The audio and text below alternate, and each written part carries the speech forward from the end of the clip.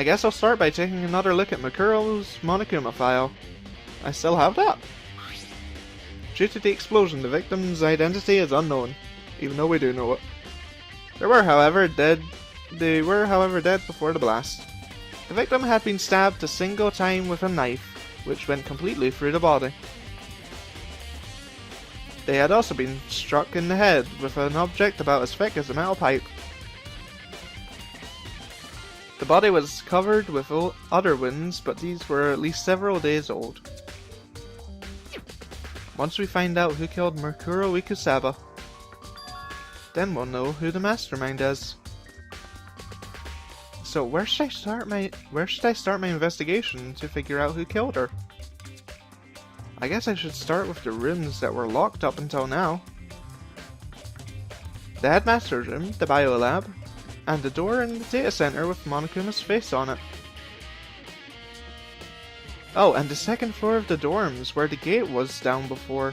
That should be open now, right? After that, I'll have to double check the areas that are connected to the murder. Which means the garden and dojo. Okay, time to get started. Nice. Places to check. Okay, second floor of the dorms I'll go to first, and then I'll head to the 4th floor and then the 5th floor, because that'll be the easiest way to do this. Ooh, look at these stairs. The gate's open. We can finally check out the 2nd floor of the dorms, which means I have to do it. Ooh, look at this place. This is the 2nd floor of the dorms? It looks like some ancient ruins. Or no.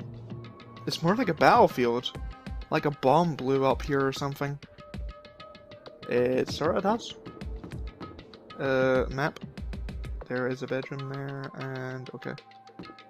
So, one room. Fucking hell, look at this place. It looks like shit. The bed is completely torn apart. I mean, it's not even a bed anymore, it's just garbage. Okay, am I just going to get monocoins in here? What's that? Oh, the door. Duh. Just the bed in the bathroom. Okay. I opened the door just a crack, glanced inside, and immediately closed it again. There wasn't even a hint of a bathroom, just a big pile of rubble. Okay then. Nothing exciting in this room. Nice to know. Nice to know I investigate all the useless crap first. Okay. There's a giraffe in the locker. Not weird at all. This room is filled with lockers. It must have been for the students who came to Hope's Peak Academy. The class before ours must have used these lockers. Investigate? Can't imagine that I would be able to open those lockers.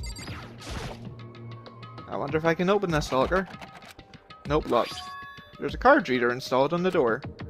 This must be how you open the locker.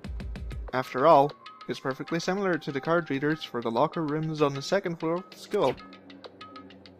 And you have to use your e-handbook to open those up. So does that mean... Well, let's give it a try. I took out my handbook and ran it across the card reader. And then... Bzzzt. No lock. Maybe only the locker's owner can open it, which means none of us can do that. No harm in trying. You know what? Fuck it. I really doubt I'm able to open any of those. I forget, but I'm pretty sure I can't just now. Pretty sure I get an item that makes me able to. In here. This room doesn't feel like a student's room. It has a more adult atmosphere. So, It's the headmaster's private room. Kyoko? I've been through this room several times already, but I still have one little regret. So I decided to check it out one more time. Huh? A regret?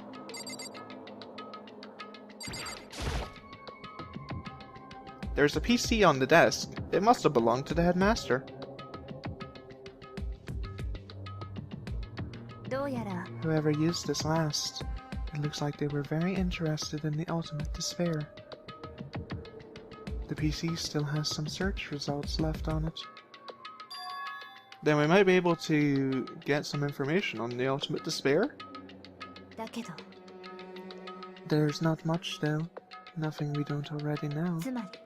The ultimate despair isn't one individual, but instead points to some kind of group.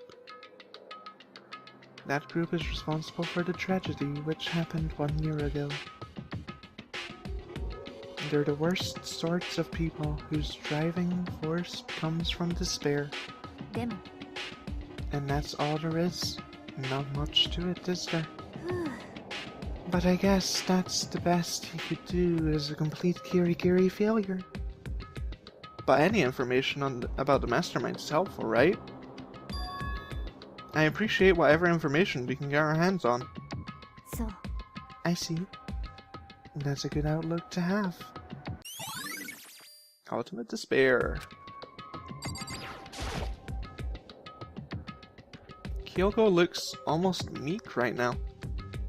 She must be thinking about something. I probably shouldn't bother her. Very well then. Huh? There's a strange gap in the wall. Is it some kind of design mistake or a construction defect or something? There's a gap here, but not just any normal gap. I can feel a breeze coming out. A breeze? There's likely an open space on the other side of the wall. Open space? Does that mean... You mean like a hidden room? I think I might know how to open it. You know how to open it? Did you figure out some kind of trick or something? A very easy trick, yes.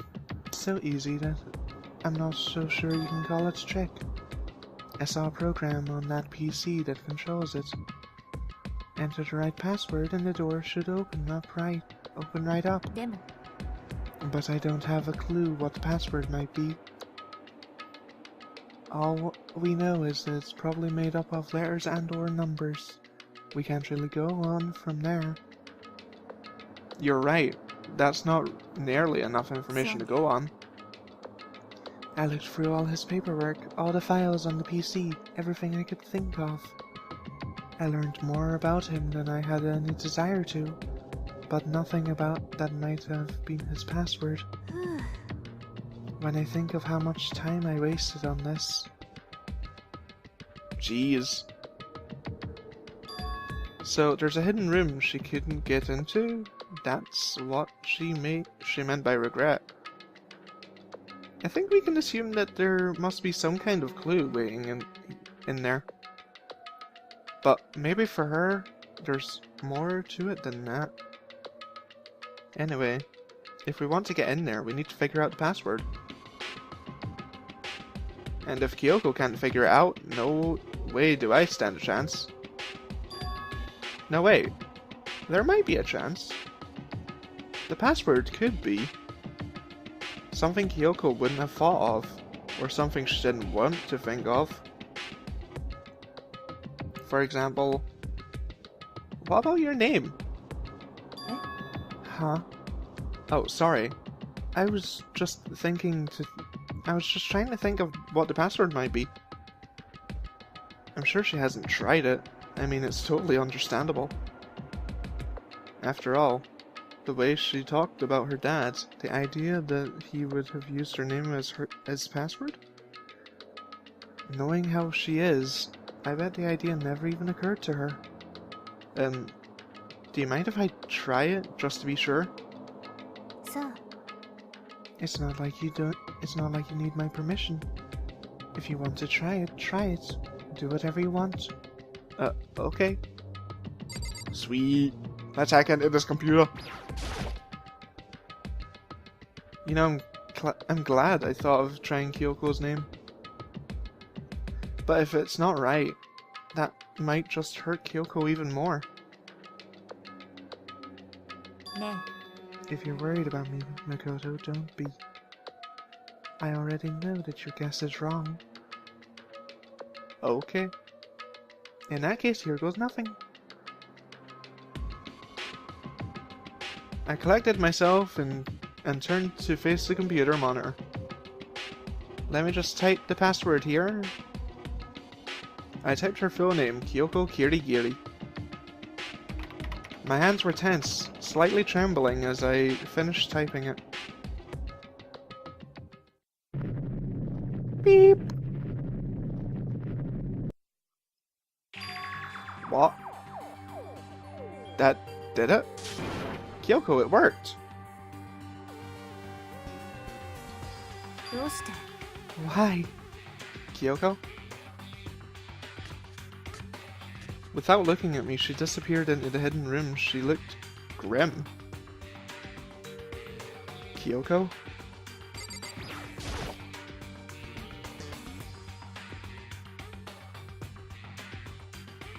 Hey, Kyoko. I may as well not have been in the room. Her gaze was fixed on only one thing. A present? Wrapped and covered with such joy. That's what made it so unusual. I wanna look at the picture. I better check out that suspicious present. Oh, fuck you. There's a brightly covered box here. It seems totally out of place in here. The more I look at it, the more suspicious I get. Should we open it? I'm getting kind of a bad vibe from it. But I mean, we can't not open it. Okay. Be careful, Makoto. Why? Do you think it's dangerous? No, not dangerous. But surprising, probably. Huh? If it is what I think it is, at the very least, it's not something you'll be happy to see. Wait, so you know what's in there? Just don't scream or anything, okay? Are you saying it's something that'll make me want to scream? Okay, I'm just gonna open it. Step by heavy step, I approached the box. I took a deep breath, and then took hold of the lid. Slowly, ever so slowly, I lifted it up. Light began to sneak its way into the box. I stole a hesitant glance inside and...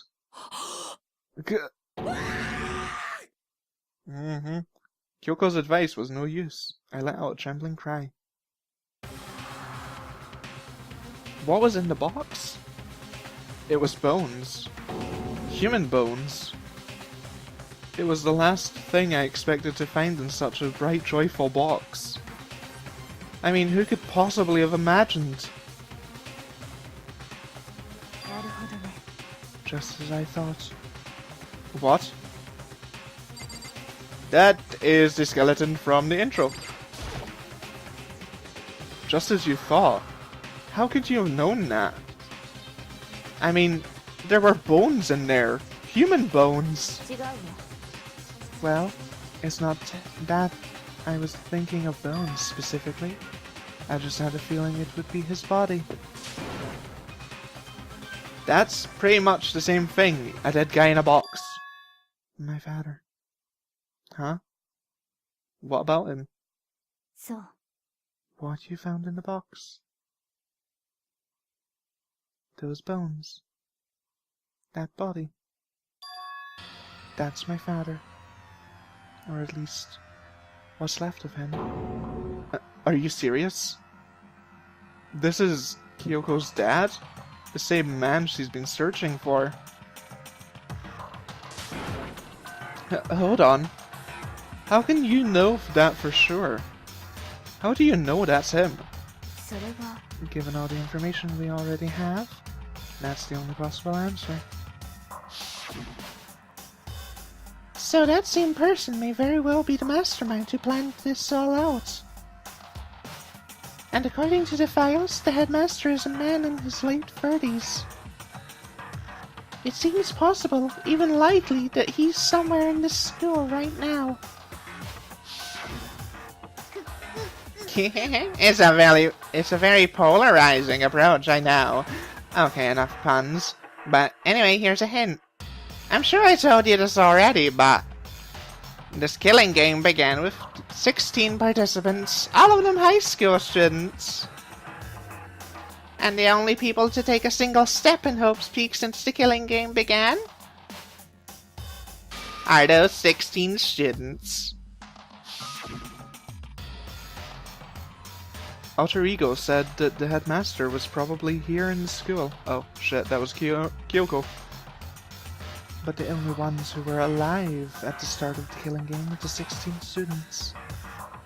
When you put those two ideas together, it doesn't take much to assume that most likely my father was in the school, but he was also dead. And that's my assumption anyway. As Kyoko explained her analysis, she was completely calm. Or no, she wasn't calm. She was only trying to seem calm. She said it was just as she thought, so she knew that was a possibility.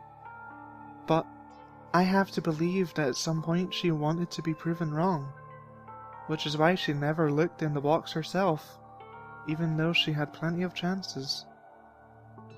I know Kyoko said she wanted to see her father so she could cut off all ties, but was that all there was to it?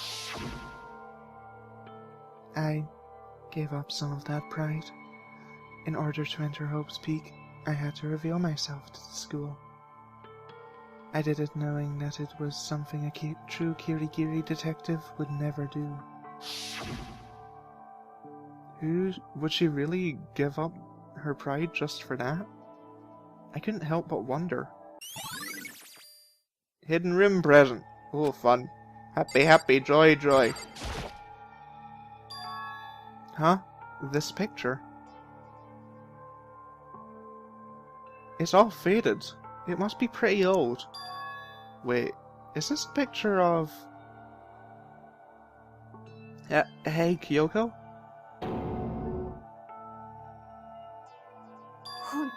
Oh, wow, this is annoying. I came here to cut myself free of the past. And yet... to now find something like this. So what do you expect me to do now? Then I was right. It's a picture of Kyoko when she was a little girl. Knowing the headmaster had this picture all that time. He must have really cared about her. Why? What? I wanted to face him and tell him myself. To cut him out of my life for abandoning me. That's the whole reason I came here. And now he's abandoned me again. And this time he even saw the only opportunity I had to move on. Has there ever been a worse father? Kyoko. Photo of Kyoko and the headmaster. Fun. Everything on the table. The headmaster's desk. It's probably hiding some kind of clue, so I really want to check it out, but I really don't want to touch Kyoko's dad's desk without her permission. No. Don't worry about me. Feel free to look around as much as you like. Are you sure? Never let anything get in the way of an investigation. I don't. Okay then, if you don't mind. Starting from the top, I opened all of the desk drawers and looked inside. I rummaged through each one, finding nothing but unrelated documents. But in the last drawer, Huh? Is this? It's an e-handbook, right? But this one is labeled on it, in case of emergency. I'd found some kind of emergency handbook in the headmaster's desk. つまり A handbook with no limitations, given to the school's ultimate authority, the headmaster. I'm assuming that's what it is. I think you're probably right. どうやら It might prove useful as we continue our investigation. Why don't you keep a hold of it? Huh? But Kyoko, 私は I don't need it. If you don't want it, go ahead and leave it here. Then I guess I'll take it. Is it really okay? Headmaster's e-handbook. ね Listen, Makoto. Huh? Can I ask you a favor? A favor? What is it? えそれは I know it's completely unreasonable to ask you this. And I know it'll only inconvenience you that much more, but... ね Could you leave? Huh? えそう Just for a little while. I'd just like to be alone for a bit. Kyoko. Don't worry. I'm fine. I just need to calm down a little. ちょっと I need to get my emotions in order. You know, Kyoko, you told me before about the relationship you had with your dad? How you're only connected by blood, not by heart and soul. But maybe that picture motivated him? Maybe he hoped to see me again someday? Is that what you were going to say? If so, it's just a theory. And this isn't an issue that can be settled with theories. That picture doesn't change the facts of what happened, what I went through. 私は That problem can't be solved so easily. You're right.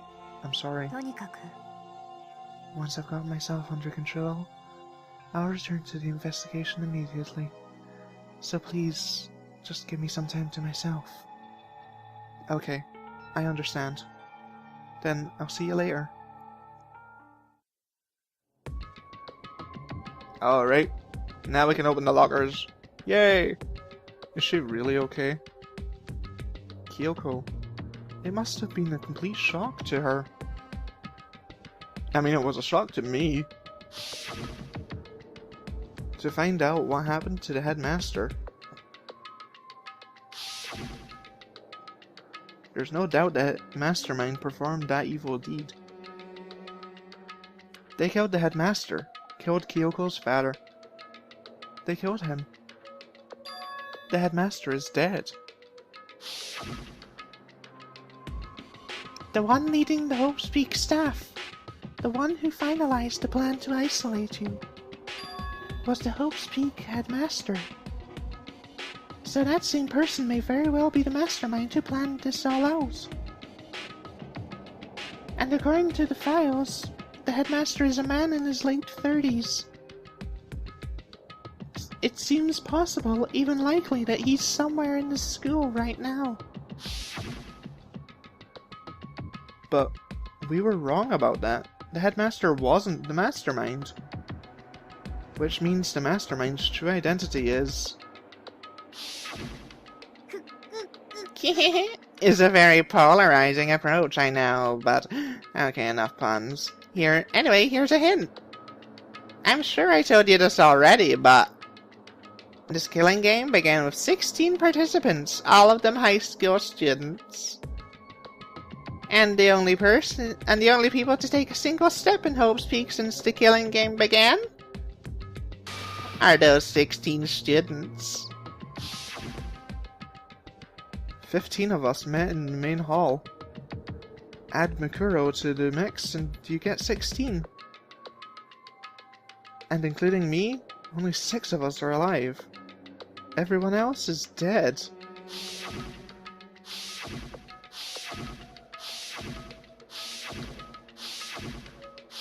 Lovely death montage there. Even Makuro. Even she's undeniably dead. So the ones still left alive are... me? Byakuya. Hiro. Toko.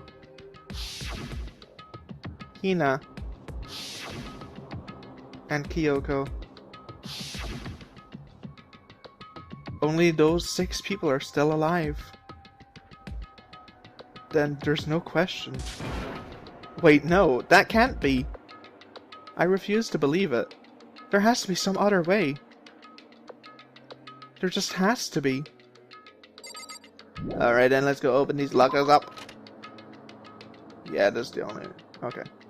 I wasn't sure if there was another room, but there wasn't. Okay, let's see what the fuck's inside these lockers. Bitch, open your lockers. Locker inspection. I wonder if I can open this locker. Yes, I can. Let's give it a try. I took out my handbook and ran across the... Wait, but... what about that emergency handbook I found in the headmaster's room? Okay, let's give it one more try. I took the emergency handbook and ran it across the card reader and... I'm pretty sure I only need to open one of these, like... a certain one. Alright, that's what I was hoping for. Let's see what's inside. I don't see anything that might be a clue. Okay then, on to the next one. Okay then. Okay then.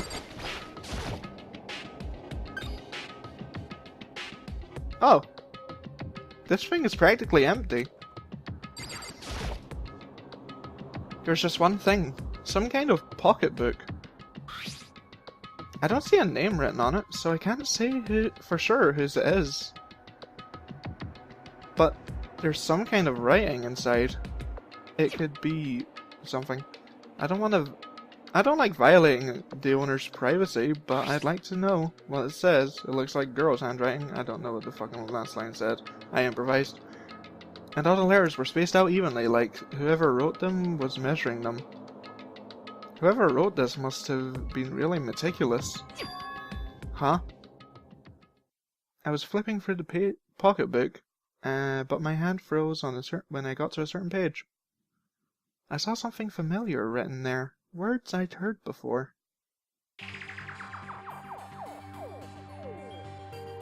There's a plan to turn Hope's Peak into a shelter and isolate the students here in a communal life. I decided to talk to the one person who came up with the plan directly. It just so happens to be the headmaster, and my father. He was willing to give me some more details regarding the plan. Here's what he said. The point is to keep our student prodigies safe, to keep them as our hope for the future. Only their genius can overcome disaster, and only their hope can overcome despair. For the future of our country, our world, it's not an exaggeration to call this our final hope. We must isolate our superior youth from the corrupted world to serve as the foundation for a new era. This is the only hope we have. I hope that you'll be willing to go along with this plan. So that's what my father had to say to me. As usual, he made a selfish decision without consulting anyone else. I can't imagine a worse father. This can't be true, can it? But I knew it was. I knew exactly who the pocketbook belonged to. Kyoko. It couldn't be anyone else. But if this belongs to Kyoko, what is it doing in this locker? And what she wrote here completely contradicts what she told me already. She said she hadn't seen her father since he left when she was little. I decided to talk to the one person who came up with the plan directly.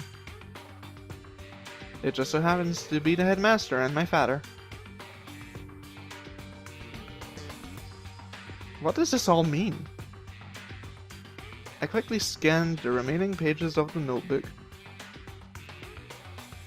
I must have been looking for something that would prove me wrong about this whole thing.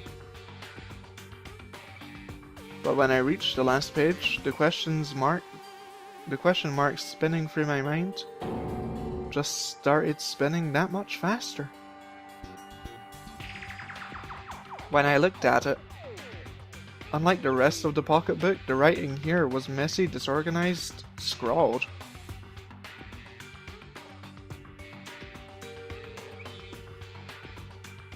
Okay then. What's this? What does it mean? I have no idea. How could this possibly make any sense? Despair walks among us, and so we survived. There's a second despair. Interesting. And nothing? Great. Last one. Yay! Opened. This locker is totally disorganized. Whoever it belongs to probably has organization problems in every part of their life. Probably. There's all kinds of textbooks and notebooks stacked up in no particular order. And dust everywhere. I have to assume whoever's stuff this is didn't do a lot of studying. Not that I can talk, really. Trying to act as casual and natural as possible. I picked up one of the notebooks I saw. But the moment I looked inside the notebook, any sense of easiness I may have had something. What? There was no denying what I saw. Inside the notebook was written Yasuhiro Hagakure. Is this our Yasuhiro? The notebook also contained a large number of notes for a variety of different classes, which would mean he attended classes here. No, that can't be possible. I mean, Hiro came to this school at the same time as the rest of us. And we were all sucked into this evil world. We never had a chance to take any classes. So what is this notebook? Like a notebook. Nice. But the more I see, the less makes sense. But because these lockers, I mean, they had to belong to the previous student, right? So why am I seeing this? Why are there things in the lockers that look like they belong to the people here? A notebook that seems like it belongs to Hiro, and a pocketbook that seems like it belongs to Kyoko. There has to be some kind of explanation. But if I want to find out, I have to keep moving the investigation forward. I have to believe in everyone. Alright then. Let's move to the 4th floor now.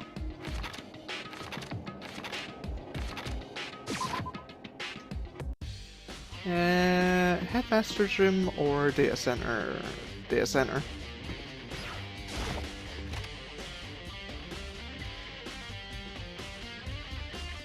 Hina's here! Ah, Makoto! Are you here to look around too?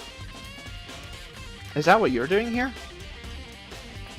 Yeah, I can't help but wonder about that Monokuma door. So I figured, if all the doors in this school have been unlocked, that one should be open too, right? Although I couldn't bring myself to open it. Cause it might explode, right? And that'd really suck, so you open it. I'm sure she didn't mean it, but she made it sound like she was okay with me getting blown up.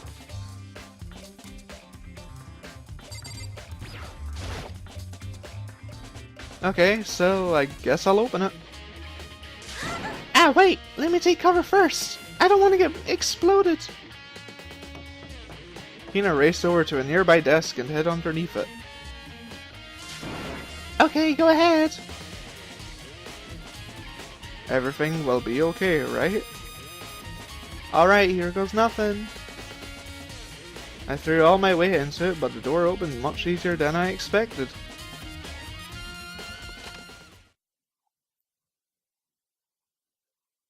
Cool. How the fuck do you control that? There was no explosion, thankfully. My first impression was... Whoa, this place is totally sci-fi! Yeah, I was kind of thinking the same thing. What is this device? It looks like some kind of control panel. It's really over the top though. Like some kind of military installation or something. Yeah, it kinda looks like a mech cockpit, right? If only you'd probably freak if you saw it. Cockpit. So the Monokuma room has a control panel that looks like some sort of cockpit. Then could that mean... Alright, let's start poking at it or whatever. I'm gonna start pushing buttons. Hold on, you can't just... or whatever something like this. But it was too late. Hina had already been jabbing away at the control panel. Huh? Did you hear that? Yeah, I think it came from the other room. Hina, what did you push? I'm not totally sure, but... I think it was the button that says Data Center. Data Center? I take a good look at the control panel. And I saw a bunch of buttons, each with the name of a room next to it. Just like Hina said, there was one labeled Data Center. That must be the one she pushed. The Data Center. That's right next door. The room we were just in. That's where the strange noise came from. I'd probably better go check it out. Yes, please. I'm kinda scared to go out. I'm kinda scared out of my mind right now, so I'll just cheer you on from over here. Uh-huh. Sure you will.